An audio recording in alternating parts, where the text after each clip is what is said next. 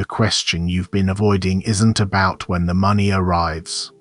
It isn't even about who stands beside you when it does. The question is why both have been withheld at the same time for so long with such precision. Not one door closed. Both doors, the Covenant door and the Treasury door, sealed in the same season, locked with the same key. And you've been standing in that hallway long enough to wonder if the hallway itself is the answer. It isn't, but I'm not going to hand you the answer yet.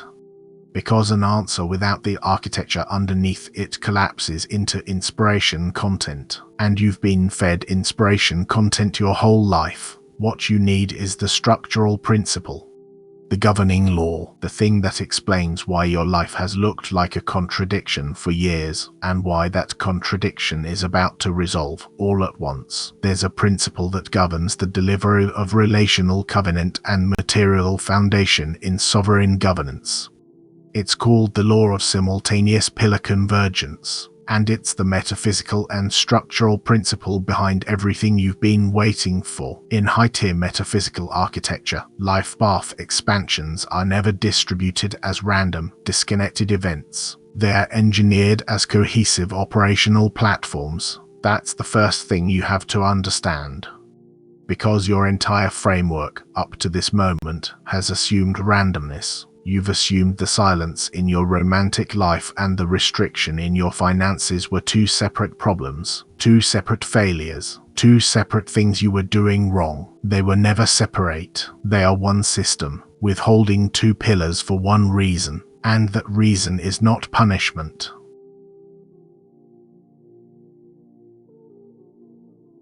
The covenant pillar is the sovereign aligned partner, the emotional and auric sanctuary, the governance mirror. The treasury pillar is the liquid capital allocations, the generational land and assets.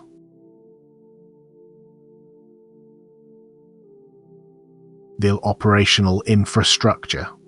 Two pillars, and when they converge, they form what the old traditions called the complete dynastic platform, the condition where the vessel governs without isolation and without survival friction. That is the state you were built for. That is the state you've been waiting for. And the reason you haven't reached it yet is not that you're undeserving. The reason is that the platform is assembled all at once. Or not at all. For years, you've experienced what looks like an unnatural, prolonged double drought, total silence in romantic alignment, tight financial restrictions. And because you've been trained to interpret your life through the lens of personal failure, you've taken both droughts as evidence that something is wrong with you. But this synchronization is intentional. It's not a coincidence that both doors closed in the same season. It's not bad luck that the partnership door and the provision door have both remained sealed while other areas of your life moved forward. The synchronization is the signature of the law itself. Consider what happens in lower matrix paradigms. The systems that operate without this understanding. Individuals often receive wealth without relational safety. They get the money, and then they find themselves surrounded by people who measure their value by what they can extract. The wealth becomes a target on their back. They develop paranoia because every new person could be an opportunist. They isolate because trust has become too expensive. And then there's the other failure pattern, just as destructive. People enter intense partnerships without material backing. They find the covenant, the deep relational connection, but they lack the resources to sustain it. And that union, entered without foundation, generates systemic stress and survival compromises. The partnership that was meant to be a sanctuary becomes a pressure chamber. Because two people cannot build a dynasty on an empty foundation. So look at what you've actually been given. You've been spared both of those failures. The door that would have led to wealth without safety stayed closed. The door that would have led to partnership without provision stayed closed. And you've grieved both of those closed doors, not understanding that they were not rejections. They were preventions. Universal law intentionally withholds both pillars until the vessel undergoes complete field purification. That's the sentence that changes everything. The withholding is not the absence of intention for your life. The withholding is the condition for their arrival. Field purification, that's the phrase the material uses, and it's worth sitting with for a moment. Your field has been under refinement, and refinement is not comfortable. It's the burning off of everything that would have contaminated the arrival. You've been in the purification chamber, and the purification has been working even when it felt like abandonment. The process strips away the layers of accumulated expectation, the old patterns of grasping, the reflexes that would have misfired at the moment of opportunity. The refinement doesn't discriminate between what you consciously chose and what was programmed into you by circumstance. It works on the whole field, layer by layer, until nothing remains that could distort what is being prepared for you. And here's the hinge of the whole thing. When the individual ceases to look for an emotional rescuer and stops treating money as a lottery escape, the higher court releases both assets simultaneously. Not sequentially, not one after the other, with enough time to adjust. Simultaneously. Because the ring represents the unalterable covenant of governance, and the funds provide the material fuel necessary to expand the newly established domain. And those two things, covenant and capital, arrive together because one cannot function without the other in the assignment you carry. They're coming together. And they're coming together in a single movement. Not because anything is capricious, but because the system that governs your life path recognizes that distribution in sequence would destroy what is being built. The mechanics of delivery are not arbitrary. They're engineered to ensure the whole structure can stand when it lands. And that is the state that is being engineered. But I want to slow down here, because I've carried something similar, and I know what it costs to hear this without flinching. I spent years in a rented room in Leith after resigning from the University of Edinburgh with 17 years of research in a cardboard box. I understand the specific texture of a double drought. What I didn't understand for a long time was that the drought was not the absence of my life. The drought was the formation of the vessel that would carry what came next. And I know you've wondered whether the same is true for you. I know you've wondered whether this will ever resolve, or whether you're the exception, the one who was sealed off and forgotten. So let me ask you something, and I want you to actually sit with it. When you're honest about where you are right now, what's the thing you're most afraid the arrival will cost you? Not the waiting, the arrival, because I've found that the fear of the drought is rarely as deep as the fear of what happens when it ends, when you can no longer tell yourself that your circumstances are the reason you haven't stepped forward. I'm not going to answer that for you tonight, but it's the question underneath everything, and it's the question the next part of this transmission will walk through, because the mechanics of why these two pillars land together and how the release actually operates depend on you being honest about that fear first. You've been told that the waiting is the trial, that endurance is the point, that the battle is the assignment. So you've braced, you've treated every small sign of progress as a trap, every moment of peace as the pause before the blow. But the law operates differently than you've been taught. The withholding was never the point. The purification was never the point. The point is the platform, and the platform assembles all at once. What the sequence reveals is not a reward delayed but a structure completed. Each phase you endured was not a test of your patience but a necessary positioning of components that couldn't be moved earlier. The timing isn't just about your readiness. It's about the readiness of the entire field around you. And when that field is ready, the delivery doesn't negotiate, it arrives. So the question you've been avoiding, the one I open with, isn't whether the arrival happens. It's whether you're willing to become the kind of person who can hold both pillars at once, because the vessel that receives the ring and the funds in the same moment is not the vessel that waited. It's the vessel that was refined, and the refinement has been happening, even when you couldn't see it, even when it felt like silence, even when it felt like you'd been forgotten in the hallway with both doors sealed. The ceiling itself has been doing something invisible to you.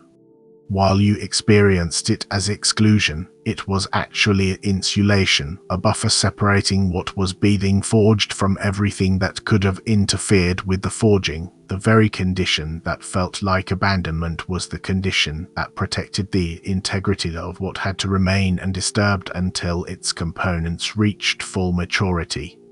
That's the law. That's the convergence. And what I'm about to walk through with you is the mechanism of the release, the reason the arrival can't be forced, and the posture that determines whether you can receive what's been held in escrow on your behalf for longer than you've been aware of it. The mechanism of the release is called the twin lock protocol, and the name matters because it tells you something about the shape of what's coming. A lock with two keyholes does not open twice, it opens once.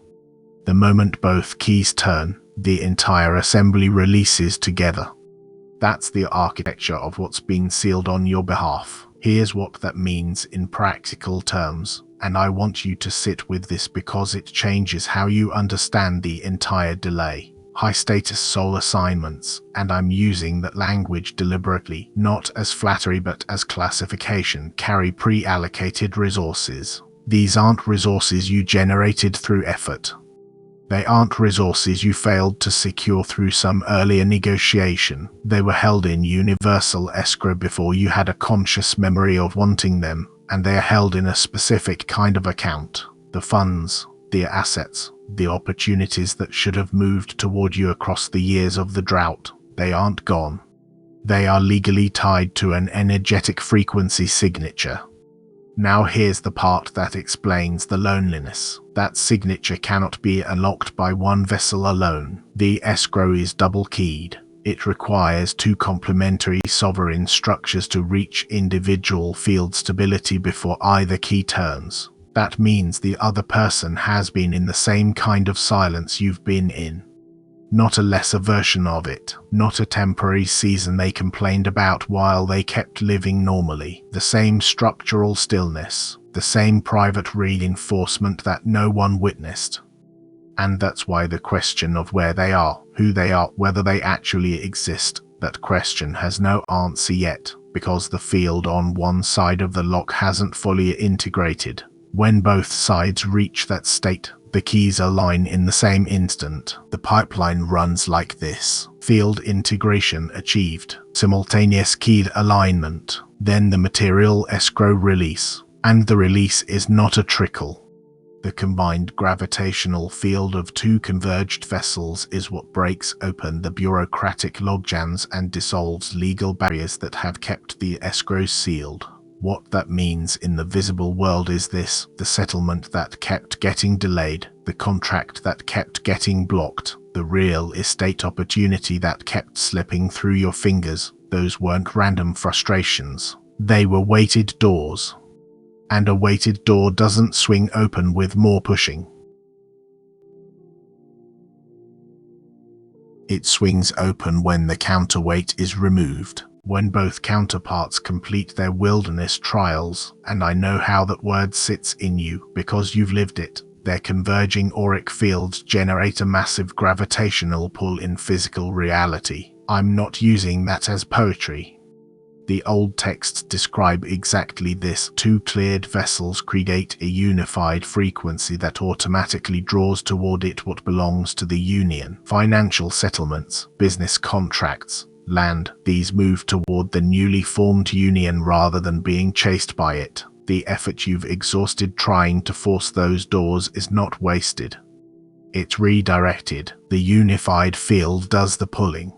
And this is the last piece of the mechanism, the harmonic balance that keeps the whole platform from collapsing. The funds protect the sacred perimeter of the relationship from external economic pressures. The covenant partnership provides the emotional stability required to steward large capital reserves without egoic dissipation. That balance is precisely what the escrow's double lock was designed to enforce. Neither key turns until both pillars are load-bearing, because the release itself is a test of whether the union can hold what's coming. 3 out of 4 relationships that survive the drought do not survive the arrival, because the arrival is a different pressure than the waiting ever was.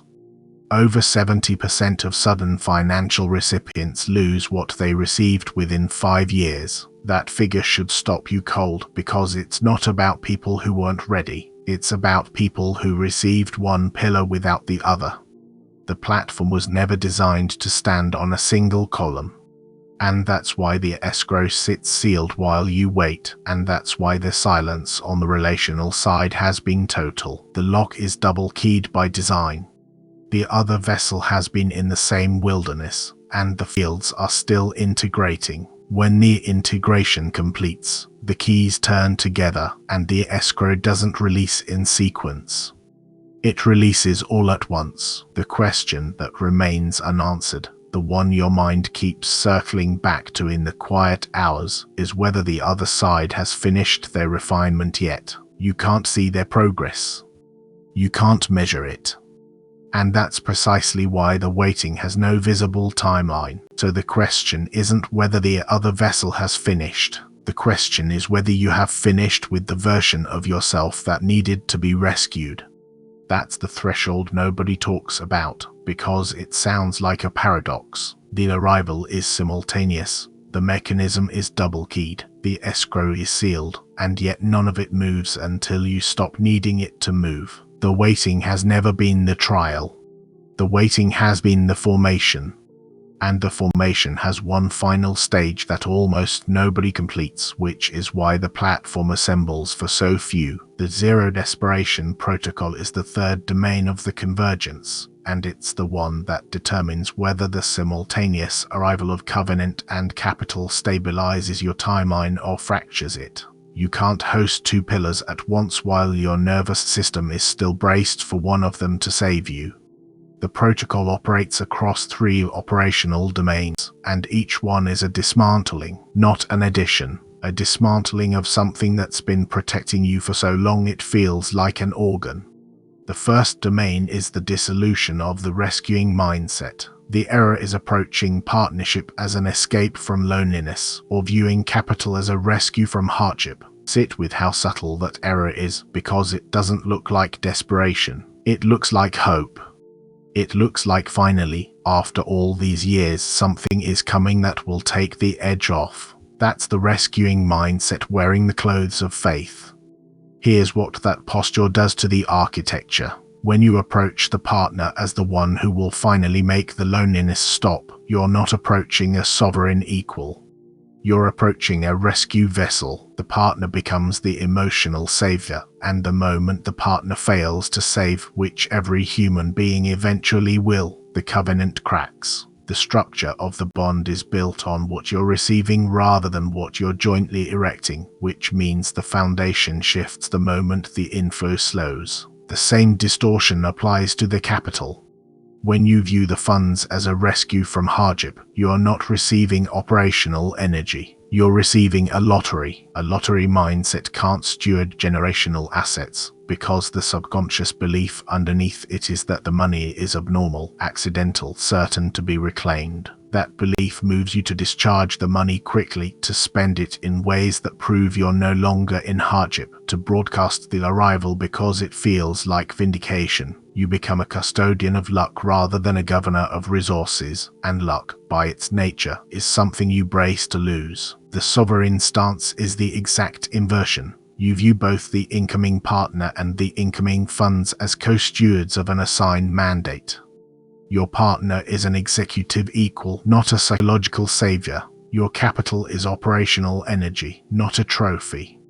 An executive equal doesn't exist to complete what's missing in you. An executive equal exists to govern territory beside you. The relationship doesn't heal the wound. The relationship administers the assignment, and the capital doesn't announce that you finally arrived. The capital funds the expansion of the domain you were always meant to govern. The difference between collapse and continuation isn't the size of the arrival, it's whether the vessel receiving it was built to carry weight or to be carried by it. I can hear what you might be thinking, that this is just content dressed up in sovereignty language to sound deeper than it is. I understand. I've thought that about my own material. So I'm not going to ask you to believe what I'm saying. I'm going to ask you to watch what it produces in someone who actually does it. The proof isn't in the theology, it's in the life. The proof is in the person who received both pillars at once and didn't fracture, and the person who received both pillars at once and did. Same arrival, different protocol. That's the only variable. The second domain is the requirement of sovereign composure, and the error here is more visible. Manic euphoria.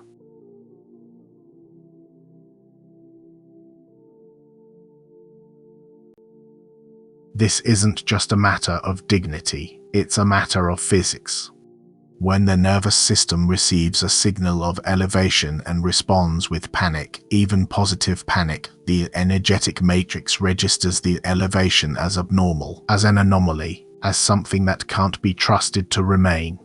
The field moves to return to its prior baseline, because that's what a dysregulated field does. It seeks the familiar. The sovereign receives seven-figure financial transfers and formal covenant commitments with the calm, steady pulse of a monarch receiving standard, overdue administrative business. Not because the arrival isn't extraordinary, because the arrival isn't surprising to the architecture that was built for it. The vessel formed in the drought knows what it was being formed for. The arrival isn't a shock, it's a confirmation of what the formation was always producing. Manic disbelief says the thing that was promised was never actually believed. Sovereign composure says the thing that was promised was already counted as done. The third domain is the enforcement of the dynasty quarantine, and this is where the arrival is most often destabilized after it's already landed. The error is oversharing relationship details, posting engagement rings prematurely, or detailing financial balances to uncalibrated friends and relatives. Uncalibrated is precise here. Not malicious, not enemies. The people who love you but can't hold what you're carrying. The people who ask for details not because they want to understand but because their own nervous systems need to locate your elevation in a category they can manage. When you share the ring before the covenant has solidified, you're not celebrating. You're submitting a high-voltage connection to the scrutiny of frequencies that can't metabolize it. When you detail the balances, you're not being transparent. You're exposing an escrow release to the atmospheric pressure of every uncalibrated person in proximity, and that pressure will collapse the very thing you're trying to protect. The sovereign stance is to seal your perimeter.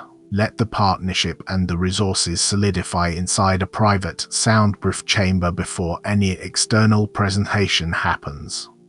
90 days isn't a rule someone invented to be cautious. It's the time required for a new structural formation to stabilize without atmospheric interference. The timeline is a function of energetic integration, not comfort. And during that window, the only people who know are the ones legally and structurally required to know.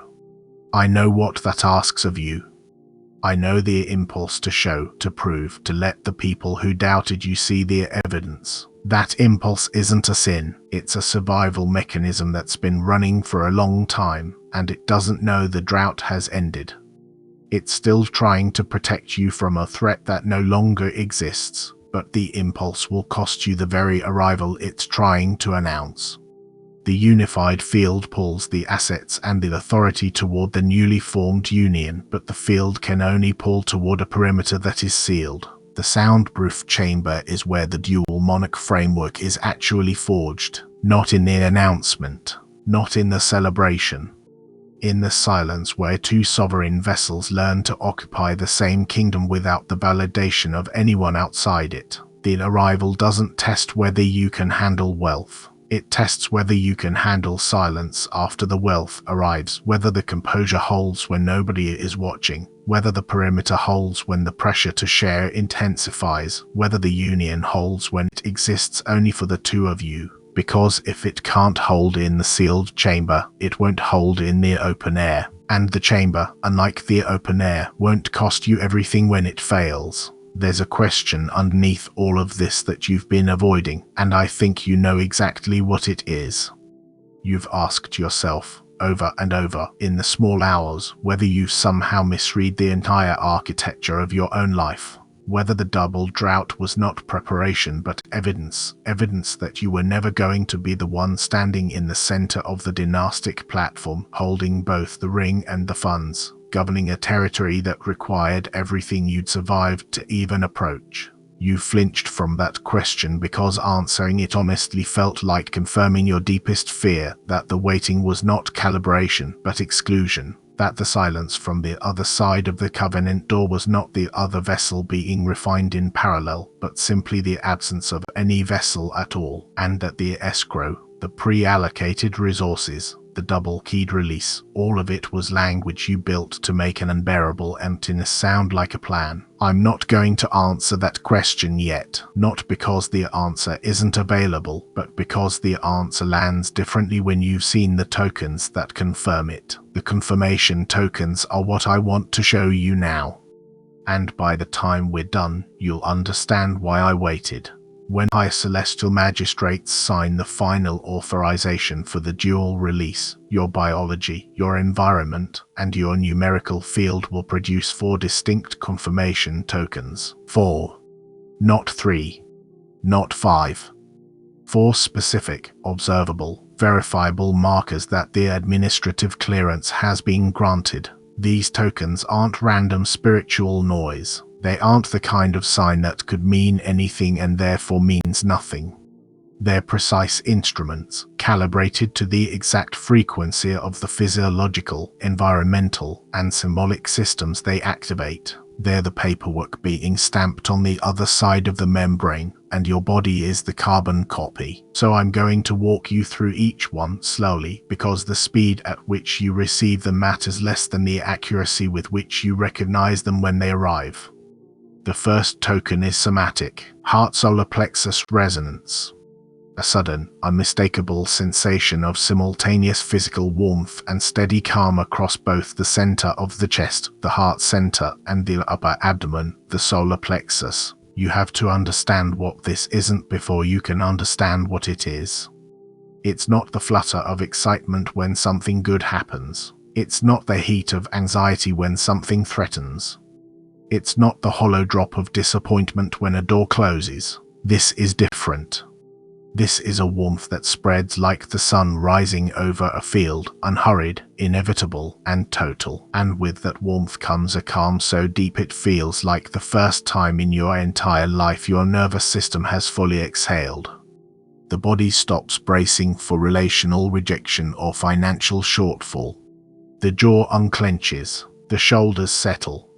The stomach stops its quiet churn. There's no more waiting for the other shoe to drop, because the body, which has been trained for decades to treat peace as a warning sign, suddenly registers peace as what it actually is. The settling of a long-resisted weight into its final resting place. That's the first token. It isn't something you manufacture. It isn't something you talk yourself into. It's something that happens to you, in your body, at the moment the final authorization is signed, and then it lifts, because it's done its job. It's told you, in language your nervous system can't fake, that the period of anxious bracing is over. The second token is environmental. It comes within a compact 48 to 72 hour window, and it operates on 2 tracks simultaneously. Imagine, for a moment, a bank vault door with 2 separate tumblers, a financial one and a relational one. You spent years watching one tumbler refuse to move while the other stayed locked in place. Now, in the same 48 to 72 hours, both tumblers turn at once. On the financial track, an old obstacle clears suddenly and unexpectedly. An approved loan that had been stalled for months finally moves through. A settlement you'd written off as lost arrives. A debt that had been strangling your monthly math dissolves. On the relational track, a significant breakthrough lands in the same window. An unexpected communication from an aligned counterpart, the kind of message you haven't received in years, arriving with the weight of inevitability. A definitive proposal. Or just as powerful, the total removal of an interfering third party, the person standing in the gap, blocking the line of sight, suddenly and permanently no longer in the way. You don't orchestrate this. You don't even see it coming. You simply witness both tracks clearing in the same compact window, and you recognize that the synchronization is the message. The field isn't releasing one pillar while the other remains locked. The field isn't releasing one pillar while the other remains locked. It's releasing both together because the platform requires both to stand. The third token is internal. It's the extinction of survival scarcity. This one's harder to describe because it's felt more than it's seen, but I've seen it enough times to know its signature. The urge to hoard small amounts of money, the pinch of pennies in panic, even when the accounts aren't empty, settling for breadcrumbs in relationships, because breadcrumbs were better than nothing. That entire machinery, the one running in the background of your choices for as long as you can remember, disappears. Not slowly. Not gradually. Immediately, it's replaced by a steady, quiet knowing that your baseline is secured. You stop scanning every interaction for what could be taken. You stop calculating, inside 90 seconds, what each person in the room would need from you if your situation changed tomorrow. That calculation simply stops, because the part of you running it has received the same authorization the magistrates signed. It knows the drought is over. It knows the escrow has been released, and it no longer needs to protect you from a threat that no longer exists. This is the hardest token to explain to anyone who hasn't lived through it, because from the outside it reads as a personality change. It isn't. It's a structural recalibration, the subconscious receiving the same clearance the conscious mind is about to receive. The fourth token is numeric. The master synchronization sequence, the pairing of 222 and 888, repeated encounters across timestamps, receipts, official notifications. You glance at the clock and it's 2:22. The receipt at the register totals 22.22. The official notification lands at 888, or the file number ends in 888, or the timestamp on the email that breaks the financial logjam reads 822. These aren't coincidences, and they aren't the kind of number spotting that happens when you're looking for patterns because you want them to be there. These encounters happen to you. They arrive uninvited. They cluster. Sequence 222 is the seal of sacred covenant, divine partnership, harmonious structural alignment, the relational half of the release. Sequence 888 is the seal of infinite material justice, structural wealth restitution, the opening of the sovereign treasury, the financial half. They appear together because they're a pair, just like the pillars, just like the tumblers, just like the two vessels that had to reach stability before either key could turn. When you catch 222 and then 888 within the same day, you're not being handed a mystical riddle to solve. You're being shown the stamped paperwork, the signatures already on the page. Here's the part I want you to sit with. These tokens don't announce themselves as what they are. They arrive wearing the costume of ordinary life, a warmth in the chest that could be mistaken for heartburn, a loan that finally clears, a message that finally comes, a clock that happens to read 2:22. The natural mind will explain all of it away because the natural mind is still trained to expect scarcity and mistrust the arrival of good news. But the body that's been keeping score for years, will know. The body doesn't need the timestamp to confirm what it's already felt in the chest. The tokens aren't for the mind, they're for the nervous system, which has been braced so long it's forgotten the posture of standing open. And the reason the tokens appear at all is that the arrival, when it comes, will happen faster than the mind can process. It won't be sequential, it won't be polite, it'll be simultaneous, which is exactly why the confirmation tokens arrive in sequence first. They're the practice run, the dress rehearsal, the body being told in advance what it will feel like to stand in the center of the platform when both pillars land at once, so that when it happens, The composure holds. So here's the command, not a suggestion, a standing order. Prepare the chamber. Look at the space you occupy right now. The clutter is a physical map of a mind bracing for scarcity. Clear it. Every object that reminds you of the warrior alone, defending a fortress with no one in it, move it. Thank it. Release it. That strategy has reached its expiration date. It kept you alive through the drought, but it can't carry you into the dual monarch framework. A throne room has room for two. Stop operating like a soldier in a foxhole. Start operating like a monarch preparing for the arrival of their equal. The chamber isn't just the room, it's the nervous system, the habits, the way you hold your own space. Prepare it all. The dual monarch framework isn't something that happens to you, it's something you step into. Clear the field. The coronation is next month. A loan that finally clears. A message that finally comes. A clock that happens to read 2:22. The natural mind will explain all of it away because the natural mind is still trained to expect scarcity and mistrust the arrival of good news. But the body that's been keeping score for years, will know. The body doesn't need the timestamp to confirm what it's already felt in the chest. The tokens aren't for the mind. They're for the nervous system, which has been braced so long it's forgotten the posture of standing open. And the reason the tokens appear at all is that the arrival, when it comes, will happen faster than the mind can process. It won't be sequential. It won't be polite. It'll be simultaneous, which is exactly why the confirmation tokens arrive in sequence first. They're the practice run. The dress rehearsal, the body being told in advance what it will feel like to stand in the center of the platform when both pillars land at once, so that when it happens, the composure holds. So here's the command. Not a suggestion, a standing order. Prepared chamber. Look at the space you occupy right now. The clutter is a physical map of a mind bracing for scarcity. Clear it. Every object that reminds you of the warrior alone, defending a fortress with no one in it, move it. Thank it. Release it. That strategy has reached its expiration date. It kept you alive through the drought, but it can't carry you into the dual monarch framework. A throne room has room for two. Stop operating like a soldier in a foxhole. Start operating like a monarch preparing for the arrival of their equal. The chamber isn't just the room, it's the nervous system, the habits, the way you hold your own space. Prepare it all.